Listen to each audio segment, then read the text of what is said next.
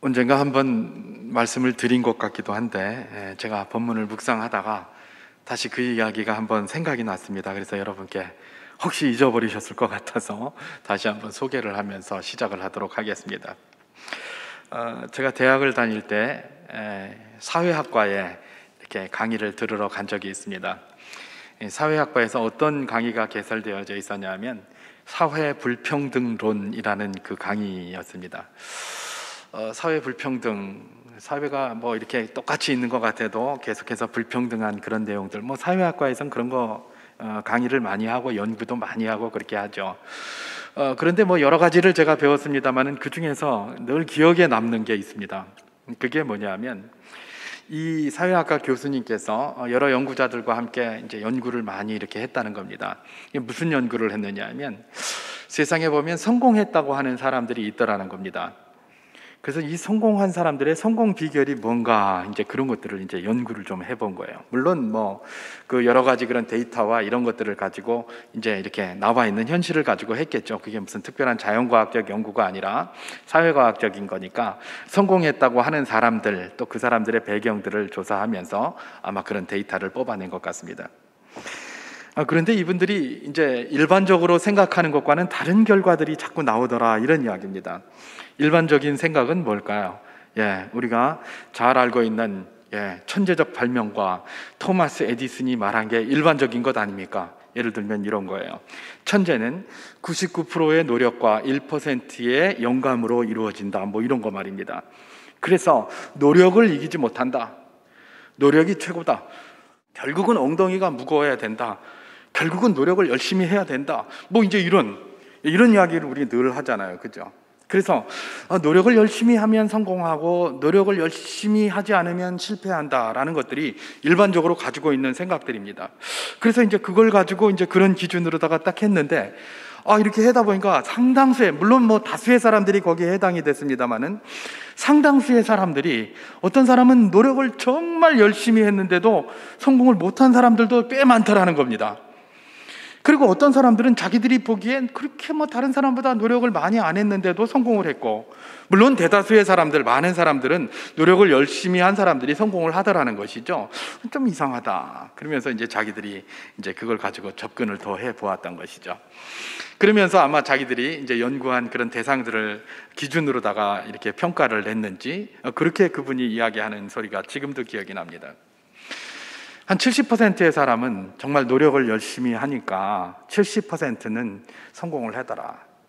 근데 30%, 성공한 사람들의 30%는 이해를 못하겠다, 그런 이야기예요.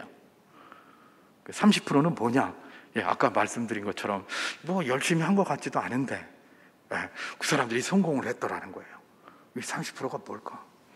그러면서 이걸 뭐 어떤 여러 사람의 그런 모임에 대해서도 이야기를 하지만 개인에 대해서도 이야기를 하는 거예요. 개인도 한 70% 정도는 자기의 노력으로 이렇게 앞질러 나아갈 수 있고 성공할 수 있는데 나머지 30%는 또 다른 거더라, 이렇게 얘기를 하는 거예요. 그럼 나머지 30%가 뭐냐 그랬더니 그분 말씀이 알 수 없다, 이런 얘기는 모르는다는 거예요. 그러니까 이 개인의 성공이든 뭐 어떤 성공이든지 간에 70%는 그 이유를 알겠는데 30%는 모르겠다는 겁니다. 모르겠다. 그게 학문이라고 그분이 말을 하는데 모르겠다 그래요. 그건 모르는 게 뭐냐 그랬더니 그걸 소위 뭐라고 얘기를 한다? 그분의 이야기입니다. 운이다, 이렇게 얘기를 하더라고요. 운. 소위 운빨이라는 거죠. 운빨. 그래서 운이 30%를 좌우한다. 개인의 인생에 있어서나 모든 것에 있어서 운이 30%를 좌우한다. 그래서 운 없는 사람은 아무리 열심히 해도 안 된다, 뭐 그 이야기를 하고 있는 거예요.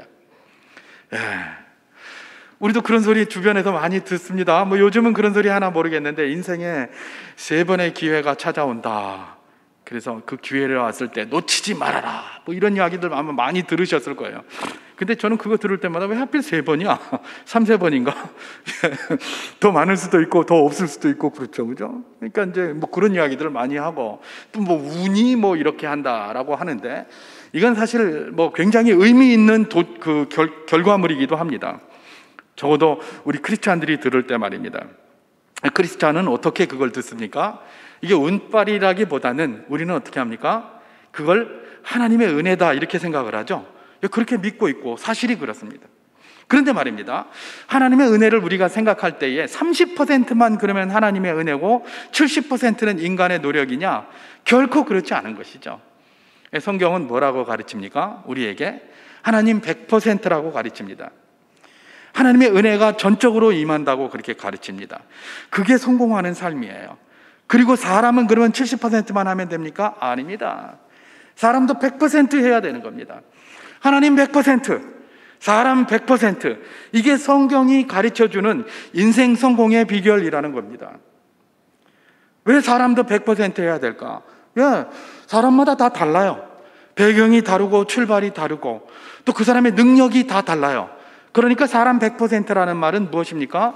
그가 어떤 위치에 있든지 간에, 어떤 상황에 있든지 간에, 어떤 환경에 살든지 간에 거기서 최선을 다해야 된다는 의미죠. 사람은 거기에서 최선을 다하는 겁니다.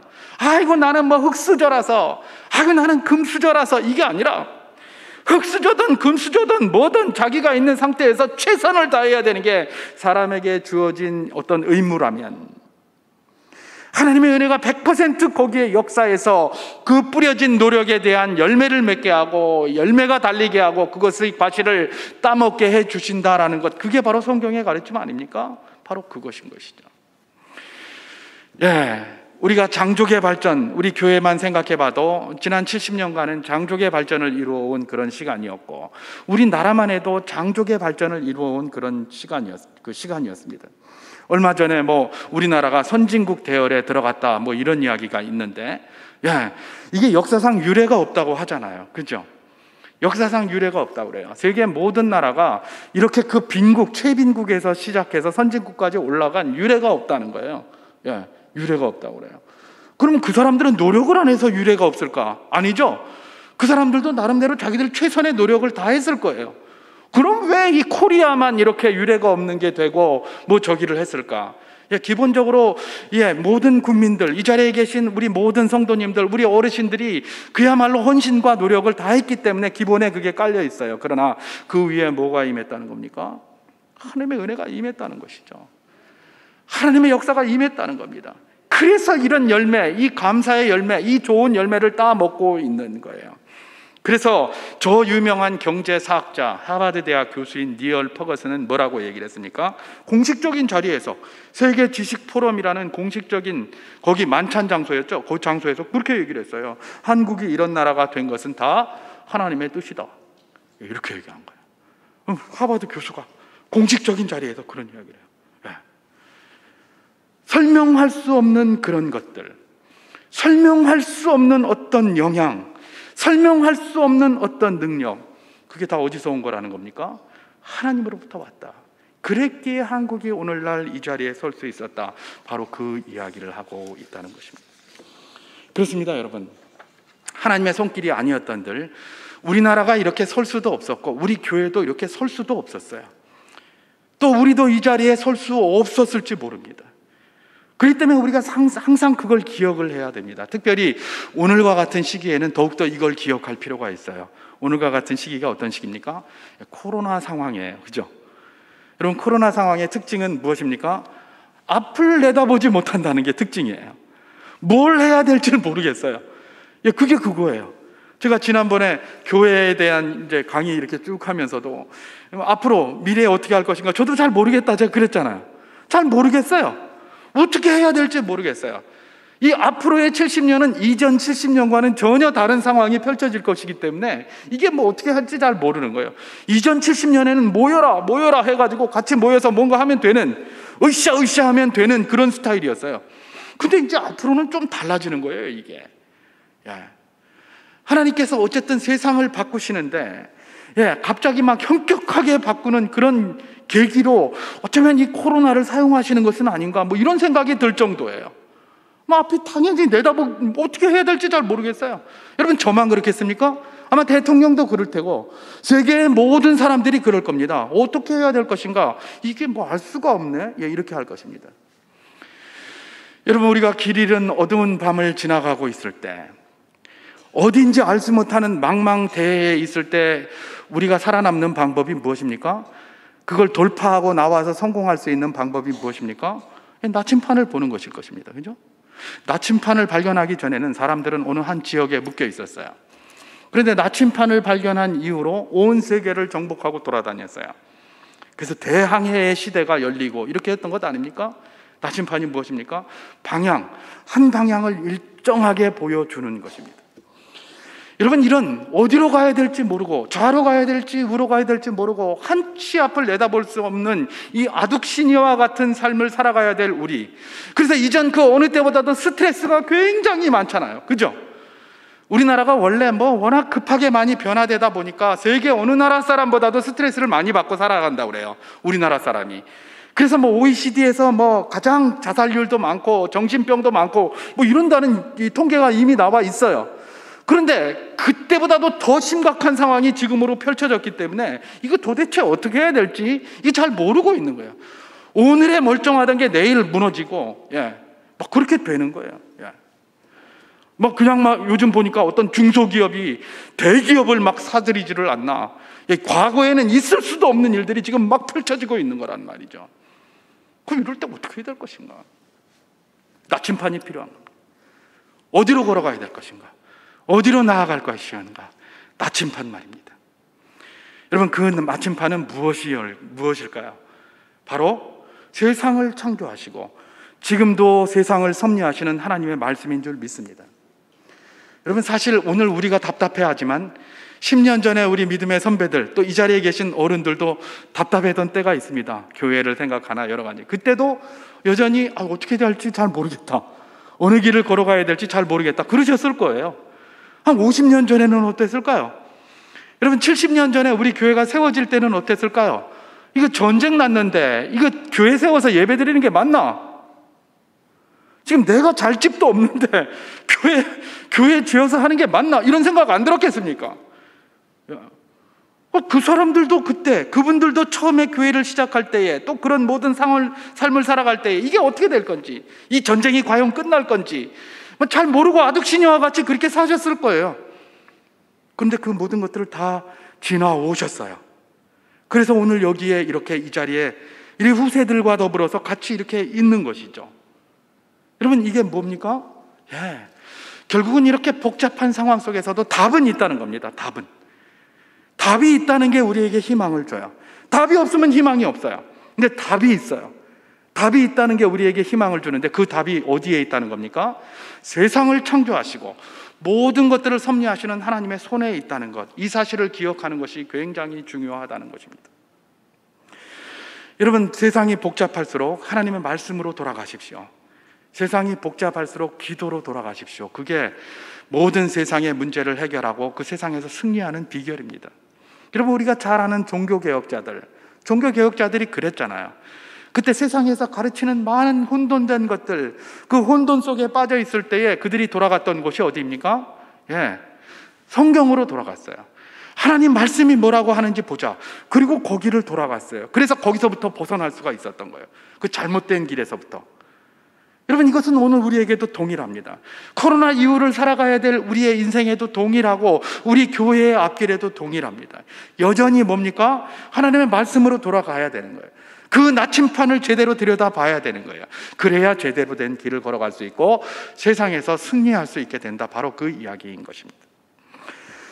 여러분, 그래서 제가 이 말씀을 붙들고 기도를 하다가 이 말씀이 생각이 난 겁니다. 사실 이 말씀은 얼마 전에 우리 황성웅 목사님이 본문으로 해서 설교를 하기도 한 그런 말씀이고 우리가 너무나 잘 알고 있는 말씀이에요.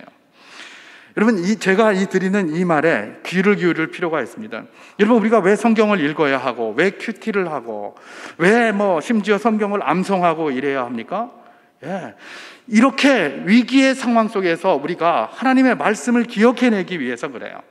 내가 하나도 모르는 말씀을 하나님께 기도할 때 하나님이 이런 말씀을 바라라고 할 수도 있어요. 그러나 대부분은 그렇게 역사하지 않죠. 대부분 내가 알고 있는 익숙한 말씀으로다가 기억나게 하시고 역사하게 하시는 것 아닙니까? 저도 마찬가지입니다. 오늘 이 본문을 우리가 늘 읽어서 익숙한 말씀이에요. 그래서 하나님 이걸 가지고 어떻게 할까요? 고민을 하다 보니까 제가 오늘 로마서를 선택 안 했잖아요. 늘 로마서 하다가, 그죠? 로마서를 선택 안 했는데 기도를 하다 보니까 이 말씀이 떠오르는 거예요. 여러분, 이것이에요. 우리가 왜 성경을 읽습니까? 이렇게 하려고 읽는 거예요. 하나님께서 이 말씀을 떠오르게 하셨어요. 그래서 이 말씀을 들여다보다가 이런 복잡하고 다단한 이런 삶 속에서 그야말로 승리하기 위해서는 우리가 무엇이 필요한가에 대한 답이 이 속에 물론 더 많은 것들이 있겠지만 몇 가지 있는 것을 제가 발견을 하고, 그래서 여러분과 잠깐 은혜를 나누려고 오늘 본문을 그렇게 준비한 것입니다. 여러분, 오늘 본문은 우리가 너무나 잘 아는 것처럼 이스라엘의 선지자 엘리사가 도단성에 있을 때에 아람 왕이 사람을 보내서 도단성을 포위한 내용을 그렇게 기록하고 있는 것입니다. 왜 아람 왕이 이스라엘 선지자 엘리사를 잡기 위하여 대군을 보내서 도단성을 포위하게 되었는가? 오늘 본문을 쭉 읽어보면 그런 내용입니다. 이 아람 왕이 이스라엘 왕국을 좀 침투해가지고 좀 무너뜨리려고 하는데, 자기들끼리 안에서 작전을 딱, 진짜 그야말로, 내부 캐비넷, 자기 부하들하고 딱 몇 명이 모여가지고 딱 작전을 짜고 이제 어디를 해서 가자고 그랬는데, 그쪽으로 조용히 가다 보니까 이 이스라엘 군대가 거기 매복하고 있는 겁니다. 그러다가 튀어나와가지고 작전이 번번이 실패하는 거예요. 성경에 보면 그런 일이 한두 번이 아니었다고 그래요. 한두 번이 아니었다. 그러니까 한 번쯤 하면 우연히 저것들이 이렇게 저기 매복하고 있던 거예요. 우리가 걸렸나 보다 이렇게 생각할 텐데, 이게 한두 번이 아니에요. 자기들끼리 안에서 조용히 속닥속닥 이야기를 해서 요 길을 통해서 우리가 점령을 하러 가자. 그러면서 그 길을 가면 벌써 거기 이스라엘 군대가 매복하고 있다가 튀어나와가지고 자기들을 해코지하는 거예요. 그러니까 막 이 아람 왕이 굉장히 머리가 아픈 겁니다. 왜냐? 이거 어떻게 알았지? 이거 어떻게 알았지? 그러면서 심지어 어떻게 생각하게 됩니까? 오늘 본문 11절 제가 봉독하겠습니다. 이러므로 아람 왕의 마음이 불안하여 그 신복들을 불러 이르되 우리 중에 누가 이스라엘 왕과 내통하는 것을 내게 말하지 아니하느냐 하니, 그렇게 얘기를 합니다. 이거 우리끼리 이렇게 얘기하는 걸 이스라엘이 다 알고 있는 거 보니까 우리 중에 혹시 누군가가 간첩이 있는 거 아니냐? 누군가가 스파이가 있는 거 아니냐? 누군가가 내 간자가 있는 거 아니냐? 그러니까 이 안에서 이야기라는 걸 이스라엘 왕이 다 알고 있지. 그러면서 의심을 하는 거예요. 여러분, 이거 비극이죠? 전쟁을 치러야 하는 왕이 자기 부하를 못 믿고 있어요. 여러분, 이것보다 더 큰 비극이 어디 있겠습니까? 큰일 날 일이지 않습니까? 그런데 그 당시의 왕으로서는 이거 의심할 가능성이 굉장히 높죠. 왜 그렇습니까? 그 당시의 군대라고 하는 것이 어느 한 나라의 군대가 아니라 자기 군대는 몇 명 안 되고, 전쟁을 일으키려면 많은 군사를 일으켜야 되는데 그 많은 사람이 한꺼번에 금방 나오지 않지 않습니까? 그러니까 돈을 주고 용병을 산다든지, 아니면 다른 적국에 있었는데 투항해온 병사라든지, 아니면 전쟁에 승리하고 포로로 잡아온 사람들을 소위 총알바지로 앞에 이렇게 세웁니다. 그렇게 해서 전쟁을 데리고 나가요. 그러니까 언제든지 그들이 자기를 향해서 칼을 돌려댈 수가 있는 것이죠. 창을 돌려댈 수가 있는 거예요. 그러니까 믿지를 못하는 거죠. 그래서 반란도 늘 일어나고, 그 다음에 암살도 늘 일어나고 하는 것이 이전의 역사에서 보여주는 그런 일 아닙니까? 그러니까 아람 왕이 그게 이제 신경이 쓰이는 겁니다. 우리 가운데 누가 이 스파이가 있어가지고 우리를 저렇게 다 망하게 하고 결국은 나를 죽이려고 하는 것 아니겠느냐, 이런 이제 의심을 하게 된 것이죠. 그랬더니 그들 가운데, 그 부하들 가운데 한 사람이 그렇게 이야기를 합니다. 12절에서 뭐라고 얘기를 합니까? 왕이요, 그딴 소리 하지 마십시오. 실제는 이스라엘에 엘리사라는 사람이 있는데 이 선지자가 너무나 신통력이 있어서 왕이 침실에서 하는 말도 다 알아듣습니다. 그래서 엘리사가 자기 왕에게 이야기해서 이 일이 일어나는 거지 우리 부하들이 그러는 거 아닙니다. 제발 의심하지 마십시오. 이렇게 이야기를 합니다. 그러니까 아람 왕이 어떻게 하겠습니까? 그래? 그 엘리사 그거 잡아와라, 이렇게 하는 것 아니겠습니까? 엘리사만 잡으면 될 줄 알고 엘리사 잡아와라 그랬어요. 그랬더니 부하들이 뭐라고 얘기를 합니까? 엘리사가 저 도단성에 있습니다 라는 그런 정보가 들어왔다, 이렇게 얘기를 합니다. 그래서 아람 왕이 좋다, 그러면 도단성에 사람을 보내서 저 엘리사를 잡아와라, 이렇게 얘기를 한 겁니다. 그리고 이제 이 아람의 거대 군대가 이 엘리사가 머물고 있는 도단성을 완전히 포위하고 휩싸고 그렇게 있고, 그 이후의 상황이 15절에 기록되어져 있습니다. 제가 15절을 봉독하겠습니다. 하나님의 사람의 사환이 일찍이 일어나서 나가보니 군사와 말과 병거가 성읍을 에워쌌는지라. 그의 사환이 엘리사에게 말하되 내 주여, 우리가 어찌하니까 하니, 이렇게 얘기를 합니다. 밤새도록 그렇게 딱 포위하고 둘러쌌는데 아침에 일찍이 엘리사의 사환, 게하시라고 알려져 있죠. 또 청년이라고도 그렇게 기록되어 있습니다. 이 게하시라는 사람이 아침에 일찍 나와서 딱 보니까 이 아람 군대가 이게 도단성을 완전히 포위하고 있는 겁니다. 그러니까 이제 큰일 났다 이거. 이제 우리 다 죽었다 그냥. 그러면서 선지자를 깨우는 겁니다. 선지자님, 선생님, 지금 큰일 났습니다. 이거 어찌하리까? 우리가 어찌하리까? 지금 포위가 돼서 망했습니다. 이렇게 이야기를 합니다. 그러자 엘리사가 어떻게 했다고 성경이 기록하고 있습니까? 여호와여 그의 눈을 뜨게 하여 주시옵소서. 그렇게 기도했고, 그가 눈을 뜨고 나서 뭐가? 그들을 포위하고 있는 그 밖에 그들보다 더 많은 불말과 불병거가 그것을 포기하고 있는 것을 보게 하였다라고 그렇게 기록하고 있는 것이죠. 그 말은 뭐예요? 결국은 이 게하시, 이 사환이 안심할 수 있게끔 평안을 주었다라는 말로 우리가 해석을 하면 정확하게 맞을 것입니다. 여러분, 이 게하시, 종종 이 게하시의 모습을 믿음 없는 자의 전형이다 이렇게 평가를 많이 합니다. 특별히 이제 그리스도인들 가운데 또 목사님들도 그렇게 평가를 하죠. 근데 사실 알고 보면 말입니다, 게하시의 모습이 일반적입니다. 저도 게하시의 모습입니다. 게하시의 모습. 여러분, 누구나 갑작스럽게 이런 일들이 딱 벌어진다면 어떻게 될까요? 당황하게 마련입니다. 그래서 이거 어찌하면 좋겠느냐 이렇게 하게 되는 것이죠. 그러니까 주님께서 이 일반적이기 때문에 이런 걸 기록해서 우리에게 주는 겁니다. 이게 뭐 게하시만의 문제라면 우리한테 이걸 뭐하러 보여주시겠습니까? 그죠? 우리 모두가 다 게하시의 모습이 있기 때문에 너희가 만약에 게하시의 상황에 처해 있다면 이 말씀을 듣고 똑바로 행동을 하라라고 가르쳐 주시는 거예요. 그죠? 그러니까 이런 말씀을 드는 거죠. 게하시만 그랬다면 게하시 걸 우리가 알아서 뭐 하겠습니까? 아무 필요가 없죠. 그죠? 여전히 우리도 게하시와 똑같은 모습이 있고, 갑작스러운 이런 위기 상황, 도단성이 포위되는 이런 상황 같은 위기가 발생하면 우리도 어떻게 했으면 좋겠느냐라고 좌절하고 낭망하고 쓰러지고 넘어진다라는 것을 전제하고 있는 것입니다. 전제하고 있는 것.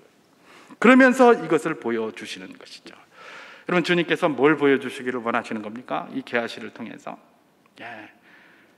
우리가 보고 사는 상황, 이 세상뿐만 아니라 그 세상에 보이지 않는 그 뒤에 더 크고 더 멋진 세상, 더 강력한 세상이 있다는 겁니다.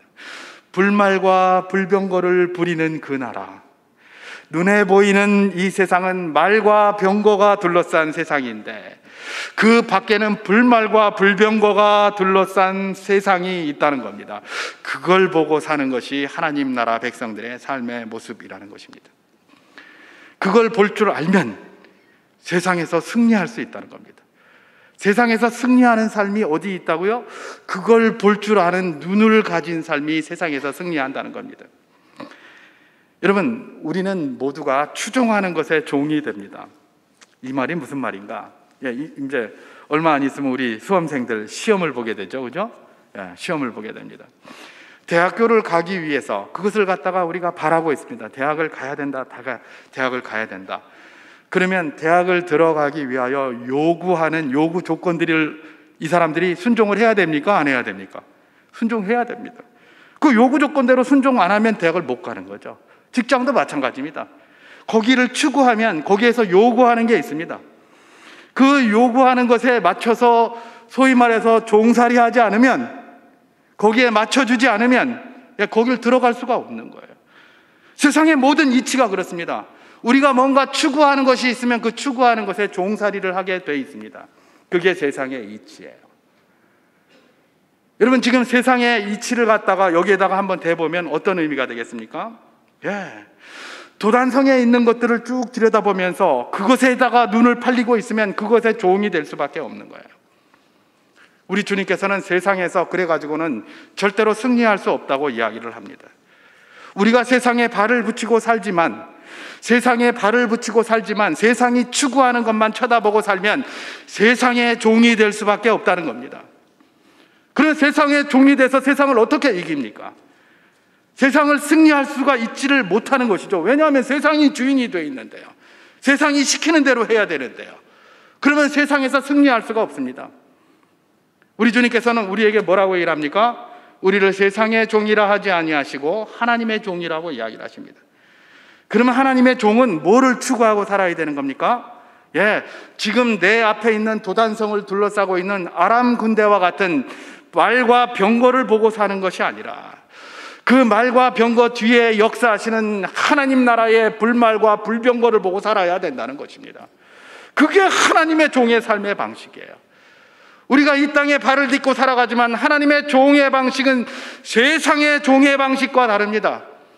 이 땅에서 여전히 발 딛고 살아가지만 그 발 딛고 살아가는 것에 집중하면, 그거에만 집중하면 세상의 종이 될 수밖에 없는 거예요. 우리가 뭘 보고 살아야 되는 겁니까? 하나님 나라를 보고 살아야 되는 겁니다. 하나님의 능력을 바라보고 살아야 되는 것입니다. 그게 바로 세상의 종에서 벗어나는 방식입니다. 세상의 종에서 벗어나 세상을 승리하는 그런 방식이라는 것입니다. 그것이 바로 이런 말씀을 통해서 주께서 우리를 도전하시는 것입니다. 우리가 이 땅을 살아가기 때문에 이 땅의 모든 것들을 다 무시할 수 없습니다. 그러나 중요한 것은 무엇입니까? 나를 통치하고 계시는 분은 세상이 아니라 하나님 나라의 주인 되신 우리 하나님이시다.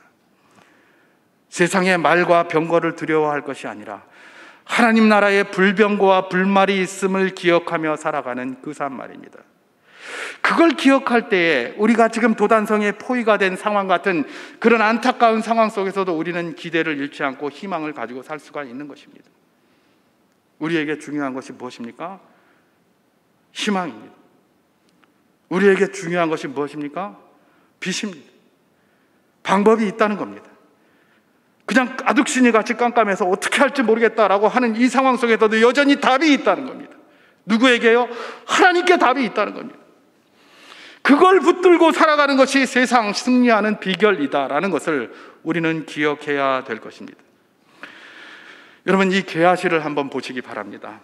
어쩌면 이 게하시가 보고 있는 방식들이 일반적인 사람이 보는 방식과 똑같습니다. 그런데 이 사람들이 보는 방식이 무엇입니까? 세상을 보면서 막 두려워하잖아요. 그죠? 두려워하는데 두려워하면 그 세상을 제대로 본 것 같이 생각될 때가 많아요. 손자병법에 보면 그런 말이 있다고 하죠. 우리가 너무나 잘 아는 지피지기면 백전불태다. 예.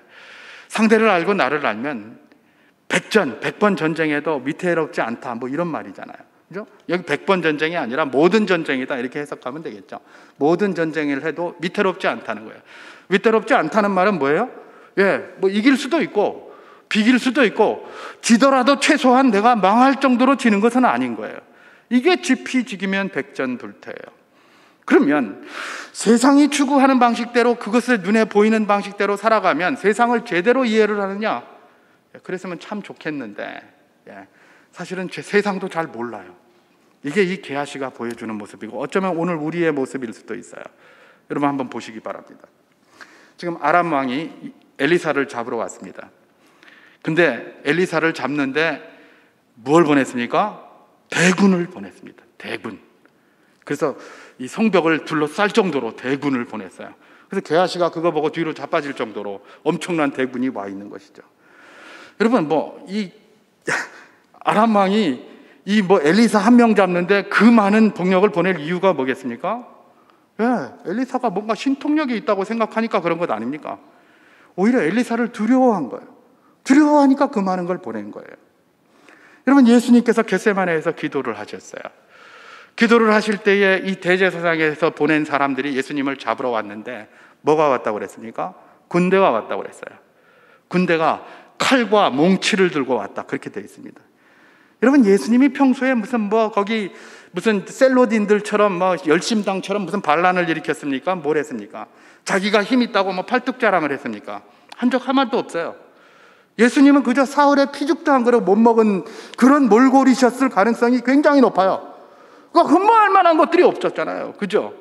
그게 예수님이에요. 근데 예수님 잡으러 보내는데 군대를 보내고 칼과 몽치를 들어서 보냈다고 그랬어요. 왜 그랬을까요? 예수님 무서워서 그런 거예요. 예수님한테 갔다가 그냥 혹시 큰일 날까 봐 그래서 많이 보내는 겁니다. 여러분, 여기에 답이 있는 겁니다. 우리 그리스도인들은 세상의 위용과 큼에 늘 주눅이 많이 들어 있습니다. 아이고, 저것들이 저렇게 거대하고 저렇게 우리 성을 그냥 도단성을 똘똘 말아가지고 지금 다 포위하고 있는데, 이야, 이거 큰일 났다. 이거 어찌하리까? 그런데 사실은 똘똘 말고 있는 그들이 뭘 두려워하고 있다는 겁니까? 하나님의 백성들을 두려워하고 있다는 거예요. 그리스도인을 두려워하고 있다는 거예요. 하나님 나라의 사람들을 두려워하고 있다는 거예요. 우리가 하나님 나라를 바라보고 살아가는 것을 두려워하고 있다는 거예요. 그러니까 그렇게 거대한 위용으로 나와서 어떻게 하는 겁니까? 그야말로 숨막히게 하고 그저 위협만 하고 있다는 것입니다. 여러분, 우리를 둘러싸고 포위하고 있는 많은 도단성들, 도단성의 그 포로 상황과 같은 상태들 순간순간 우리에게 있을 것입니다. 여러분, 그럴 때 우리가 기억해야 될 것이 무엇입니까? 이 문제를 해결하기 위해서 우리가 동분서주하지만은 정작 내가 그 문제 위에 계시며 그것을 해결할 수 있는 하나님 앞에 기도하며 살아가고 있는가? 그걸 체크해 봐야 되는 겁니다. 코로나 이후의 시대 아득신이 같습니다. 안 보입니다. 그러나 그럼에도 불구하고 하나님 앞에 기도하고 나갈 때 주께서 우리에게 지혜를 주실 줄 믿습니다. 넉넉히 승리할 수 있는 비결을 허락해 주실 줄 믿습니다. 그것이 바로 이런 말씀이 우리에게 도전해 주시는 것입니다. 그래서 사도 바울은 뭐라고 얘기를 했습니까? 빌립보서 4장 6절 7절에서 그렇게 이야기를 한 것이죠. 사실 그 당시에 빌립보 교회 굉장히 어려운 교회였습니다. 그야말로 그냥 막 여러 가지 압박과 두려움 속에서 정말 괴로워하고 있을 그 빌립보 교회에게 뭐라고 얘기를 했죠? 아무것도 염려하지 말고 다만 모든 일에 기도와 간구로 너희 구할 것을 감사함으로 하나님께 아뢰라. 그리하면 모든 지각에 뛰어난 하나님의 평강이 그리스도 예수 안에서 너희 마음과 생각을 지키시리라. 고통 가운데 빠져있는 빌립보 교회 교인들에게 야, 너희들은 한 마음 한 뜻이 돼서 이거 해라 저거 해라 그런 말 하지 않았어요. 세상에 나가서 이렇게 하고 힘을 길러라 이런 말 하지 않았어요. 뭘 하라고 했다고요? 아무 염려하지 말아라. 지금 당장 위협이 있는데 사람들한테 아무 염려하지 말아라. 지금 이 목사 하는 이런 소리 하는 겁니다. 지금 당장 문 밖에 나가면 우리에게 전쟁이 펼쳐져 있는데 우리가 보고 살 것은 그게 아니라 보이지 않는 불말과 불병거의 나라를 보고 살아야 된다 이런 말하고 똑같은 말 하는 거예요. 지금 사도 바울이 아무 염려하지 말아라 그러는 거예요. 다만 염려하지 말고 그냥 있으면 안 되고 다만 모든 일에 기도와 간구로 너희 구할 것을 감사함으로 하나님께 아뢰라. 이미 주신 걸로 알고 감사함으로 하나님께 아뢰라. 그리하면 모든 지각에 뛰어난 여호와의 평강이 하나님의 평강이 너희 마음과 생각을 지키실 것이다. 우리를 평강 가운데 인도하시다. 걱정 속에 살아가지만 평강 가운데 인도하시고 사방으로 우겨쌈을 당해서 그야말로 죽을 것만 같지만 그 속에서도 평강을 주시는 분이 누구시라는 겁니까? 하나님이시다. 이 이야기를 하고 계시는 것입니다. 여러분, 이 세상에서 승리하는 비결은 세상을 쳐다보면 안 됩니다. 세상 쳐다보면 세상의 종이 될 수밖에 없습니다. 우리를 종으로 만들려고 하는 이 세상에서의 승리의 비결은 누구를 쳐다봐야 되는 겁니까? 하나님을 쳐다봐야 됩니다. 하나님의 종이 되어야 합니다. 그럴 때에서야 비로소 우리가 이 세상에 살아가고 이 세상에 속해서 살지만 이 세상의 종이 아니라 하나님의 종으로 승리하며 살아가는 비결이 될 것입니다. 그리고 그 비결의 가장 밑바탕에 기도가 있다는 걸 기억하십시오. 하나님의 말씀이 나침판으로 자리 잡고 있다는 것들을 기억하십시오. 말씀과 기도에 힘쓰고 살아가는 것, 특별히 오늘 학습 세례를 받으시는 분들 말씀과 기도를 충실하게 하시기를 바랍니다. 그렇게 할 때에 여러분들 가운데 주의 평안이 날마다 임하며 여러분들의 범사에 하나님의 능력을 날마다 체험하는 복된 삶이 될 줄 믿습니다.